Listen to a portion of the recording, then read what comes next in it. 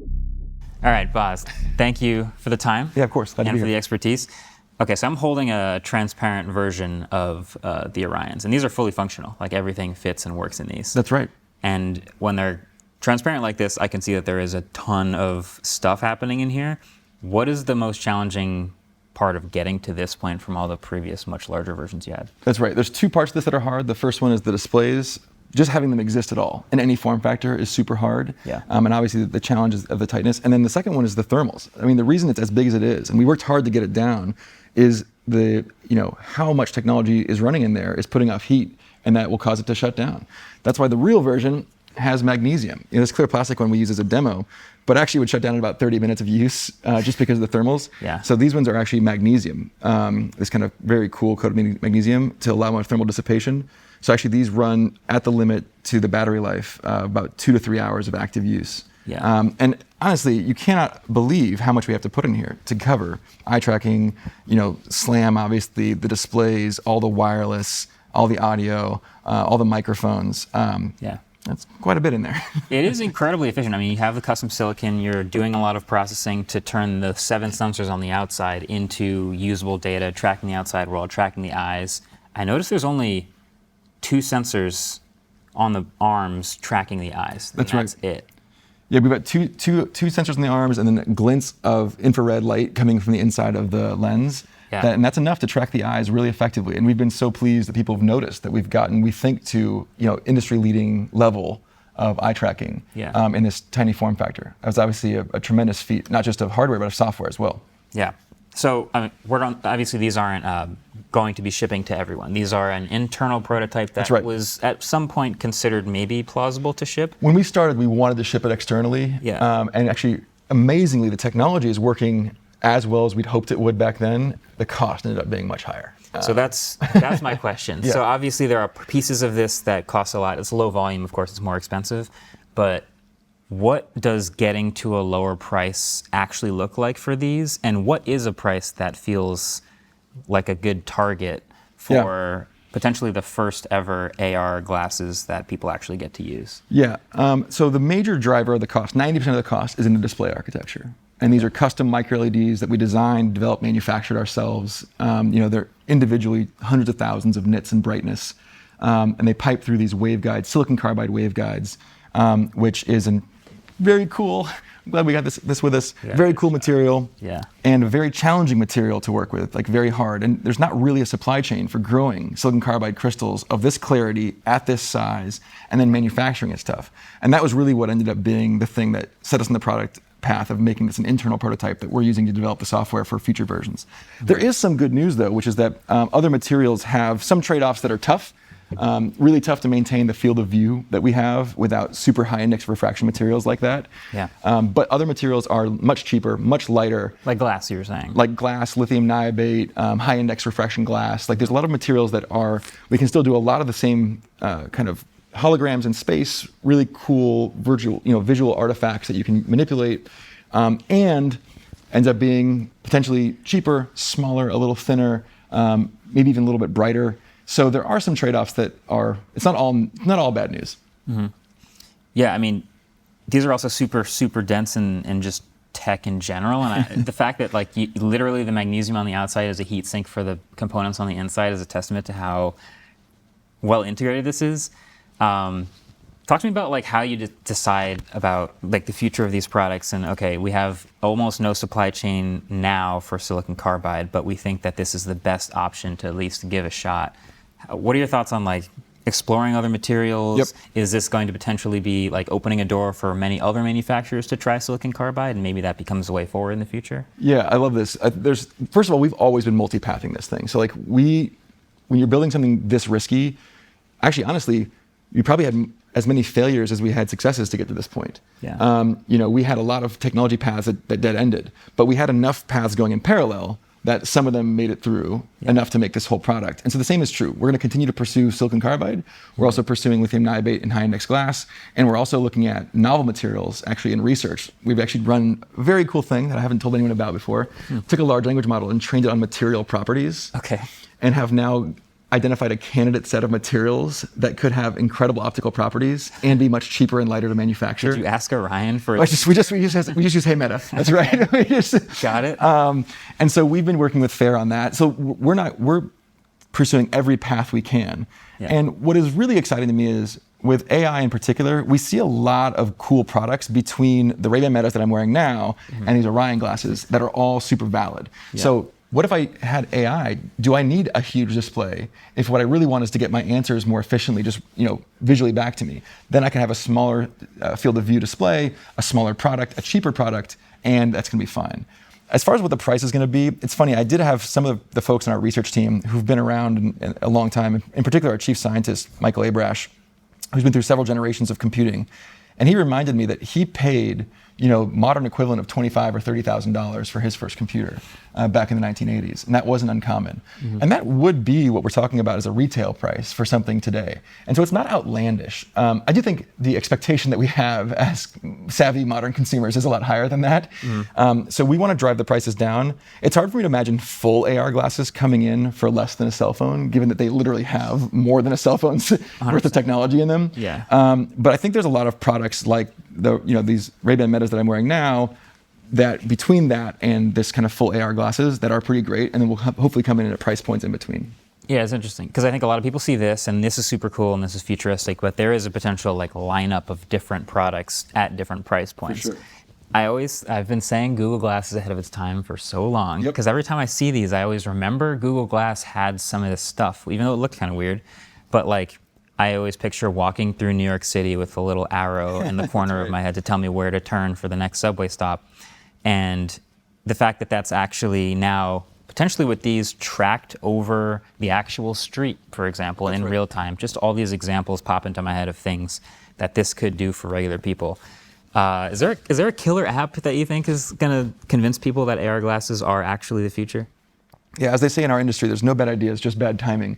And I think in the case of Google Glass, they didn't respect how much people care how they look. And I think it's one of the things we've tried to design. One of the reasons we're working with Luxottica on these glasses is to really respect that.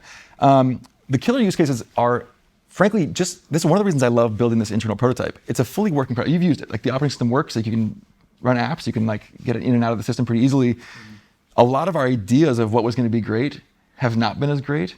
We talked about the idea, we used to always talk about, we're going to have a chess game between us. But chess is a very fiddly game. Actually, if you and I wanted to summon a chessboard, we would just summon a 2D panel between us and play it that way. Yeah. Whereas a bunch of things that we thought maybe wouldn't be great have been great. So I don't want to put words in your mouth. For me, at least, video calling, which I was very skeptical of. Why would I want a video call from my glasses?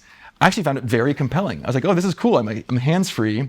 Yeah. I could be animated to the other party via a codec avatar. And I'm just casually doing whatever I'm doing and taking a video call. I would probably do more video calls if that was a technology that I had.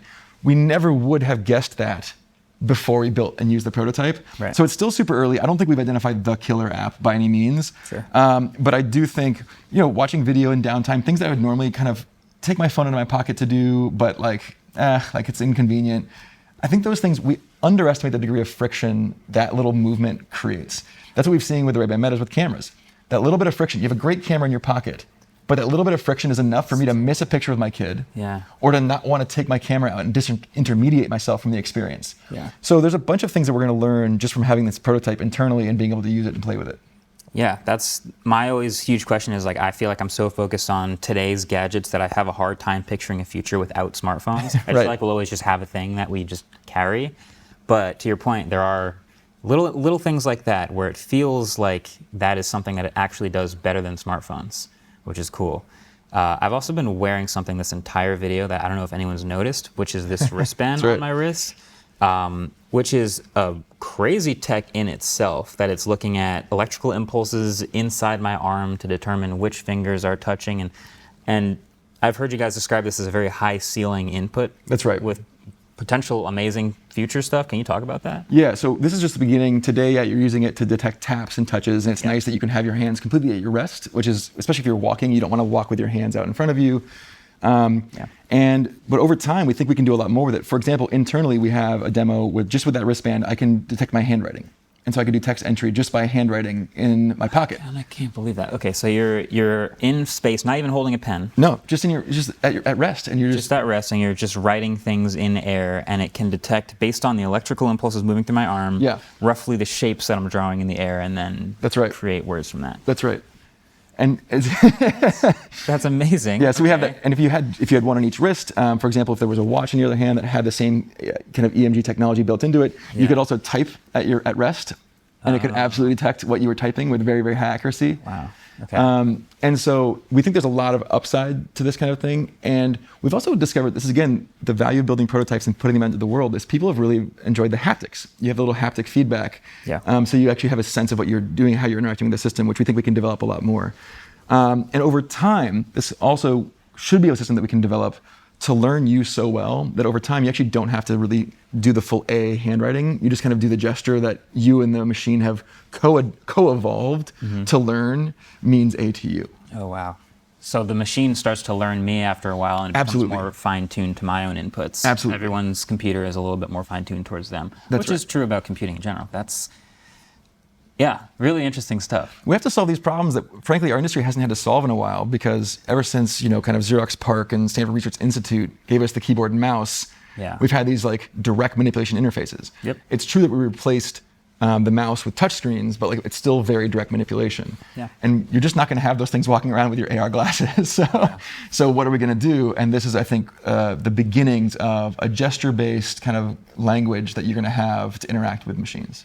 So I guess the big question is, do you actually foresee this as a next compute platform after the smartphone, or does this sort of, because there is a compute puck separately as of right now, there's still a ton of interplay between these and That's something right. I'm carrying. Do you think there is a future where we aren't carrying anything, we're wearing our full-time, like, daily computer? Yeah, I mean, I don't want to put words in your mouth. I think this is a device that when I put it on a few months ago and the software was running, it was the first time I've been able to imagine not having a cell phone. This actually, it does the things that I need to get done, and it does them pretty well. I want to be clear, like, sometimes technologies replace other technologies. More often, they find new avenues. Like, I still use a laptop, and I still use a cell phone. Yeah. And like, I use them both together, it's not a problem. Yeah. And so I think for the foreseeable future, even when these things exist, they're probably going to exist in conjunction with cell phones. Because the tech has a long way to go still. Like, it's a 2-hour battery life. It's a expensive piece of hardware. There's a lot between now and that as like a real future people can imagine. That's right. But if you extrapolate far ahead enough with the lines of sight you have in a lot of these technologies, it feels real, maybe. I think that's right. And I think to really put a thought in your head, looking far into the future, imagine a world where you have a universal interface with this neural interface, and you have a universal kind of display with your glasses on.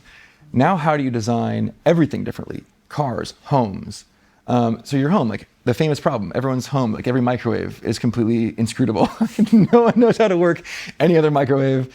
Like the systems are all different. Shower controls. Like everything. Yeah. All terrible. Why would you need that? If you had, shower, let's probably for now, let's keep using those controls conventionally, but for microwave, for the kitchen at least, yeah, you don't need everything to have a clock and a display. You have a permanent display. You don't need to have a bunch of buttons on it. You have a permanent ability to manipulate things. Yeah. And so I think it starts to get to the point where it doesn't just have an impact on whether we're carrying a cell phone or not. It starts to have an impact on how other physical goods are designed and built. Not to mention obviating the need for some physical goods entirely. If we all had our glasses on, do I need to dedicate an entire wall of my house to a big TV? TV, yeah, that's fair. Yeah, this is the far out, like, future stuff that I start to picture when you see how far these prototypes have come and you try to continue fast forwarding and see how good it can actually get. Well, I'm going to be thinking a lot about this. Good. This is one of the most interesting pieces of tech in that realm that I've seen, even though I can't buy it and use it and probably won't be able to use it for a while. Really cool stuff. Thanks, man. So thanks for walking me through it. Thanks for having me. Appreciate the time. Cheers.